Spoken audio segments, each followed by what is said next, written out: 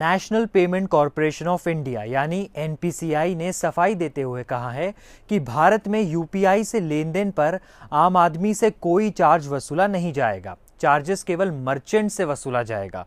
इस पर कंफ्यूजन बना है, किसे चार्ज लगेगा, कितना लगेगा और आखिर चार्ज लगाया क्यों जा रहा है। आपको बता दें कि यूपीआई से आप जो पेमेंट करते हैं उस पर भी चार्ज लगता है जो आपसे नहीं वसूला जाता है। तो फिर वो वाला चार्ज कौन देता है, ये सब कुछ हम इस वीडियो में समझेंगे। पहले समझते हैं कि एनपीसीआई क्या है। ये रिजर्व बैंक की पहल पर शुरू किया गया है। एनपीसीआई रिटेल पेमेंट और सेटलमेंट सिस्टम को ऑपरेट करता है। इसके अंतर्गत यूपीआई, रुपे, ई रूपी जैसे कई सारे इंस्ट्रूमेंट्स आते हैं। अब खबर पर आते हैं, जो है कि 1 अप्रैल से केवल प्रीपेड पेमेंट इंस्ट्रूमेंट यानी पीपीआई के माध्यम से किए गए 2000 रुपए से अधिक के व्यापारी लेन देन के लिए इंटरचेंज फीस की वसूली की जाएगी। तो पीपीआई क्या है? ये प्रीपेड है यानी पहले से पे किए जाने वाले माध्यम, जैसे ऑनलाइन वॉलेट, पेटीएम का अपना वॉलेट है, अमेजॉन पे वॉलेट है, फोन पे वॉलेट आदि। इसमें क्या होता है, आप पहले से ही बैंक से इस वॉलेट में पैसे जमा कर रख सकते हैं, फिर उसे यूपीआई के जरिए दूसरे खाते में भेज सकते हैं। इसके अलावा PPI pre loaded gift card भी होते हैं, जैसे मॉल वगैरह में आप किसी ब्रांड का कार्ड बनवा लेते हैं, फिर उसी से शॉपिंग करते हैं। तो ये हो गया पीपीआई। अब एनपीसीआई ने क्या कहा है? एनपीसीआई ने कहा है कि पीपीआई से यूपीआई ट्रांजैक्शन पर इंटरचेंज फीस देनी होगी, यानी जब आप अपने डिजिटल वॉलेट से यूपीआई के माध्यम से स्कैन करके पेमेंट करेंगे तो उसका चार्ज लगेगा। अब इंटरचेंज को भी समझ लीजिए। मान लीजिए कि आप कुछ पैसा एसबीआई से एचडीएफसी में भेज रहे हैं, तो इसे इंटरचेंज कहते हैं, यानी एक बैंक से दूसरे बैंक में पैसा भेजना इंटरचेंज होता है।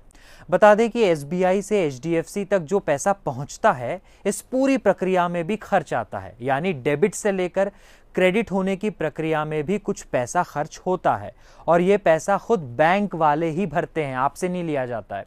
सरकार भी इस पर बैंकों को कुछ सब्सिडी देती है। औसतन हर ट्रांजैक्शन पर 2 रुपए का खर्च आता है। आप एक यूपीआई पेमेंट करते हैं, उस पर बैंकों को 2 रुपए लग जाते हैं।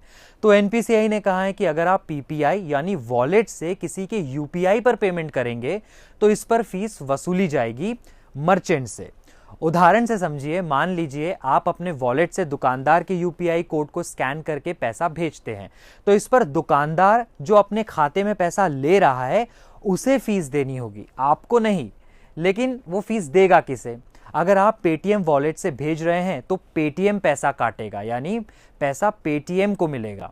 एनपीसीआई ने तय किया है कि 2000 से ज्यादा रुपए भेजने पर 1.1% फीस वसूली जाएगी। उदाहरण से समझिए, अगर आप 2000 रुपए किसी मर्चेंट यानी दुकानदार को पेटीएम वॉलेट से पे करते हैं, तो पेटीएम 2000 का 1.1% यानी 22 रुपए काटकर दुकानदार के खाते में भेजेगा, क्योंकि पेटीएम वॉलेट से दुकानदार के खाते में जो पैसा पहुंच रहा है उसका खर्च आया है, वो पेटीएम वसूलेगा, लेकिन आपसे नहीं, दुकानदार से।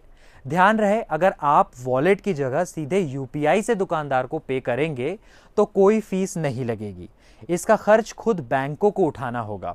ऐसे ही मान लीजिए कि आप अपने एसबीआई अकाउंट से यूपीआई के जरिए 2000 रुपए से ज्यादा निकालकर पेटीएम वॉलेट में डालना चाहेंगे, खुद के ही बैंक से खुद के वॉलेट में डालना चाहेंगे, तो भी एसबीआई को इन पैसों को वॉलेट में भेजने का खर्च लगेगा, जो वो पेटीएम से वसूलेगा, आपसे नहीं। कुल मिलाकर पैसा रिसीव करने वाले पीपीआई प्लेटफॉर्म को चार्ज देना होगा और पीपीआई से पैसा मर्चेंट को भेजने पर मर्चेंट को चार्ज देना होगा। एक और बात, अगर आप अपने वॉलेट से 2000 रुपए से ज्यादा अपने दोस्त को यूपीआई के जरिए भेजते हैं तो भी चार्ज नहीं लगेगा, ये केवल मर्चेंट के लिए है। एनपीसीआई पीपीआई पर जो चार्ज वसूल कर रहा है, इसे सितंबर तक जारी रखा जाएगा, फिर इसका रिव्यू कर आगे का फैसला लिया जाएगा।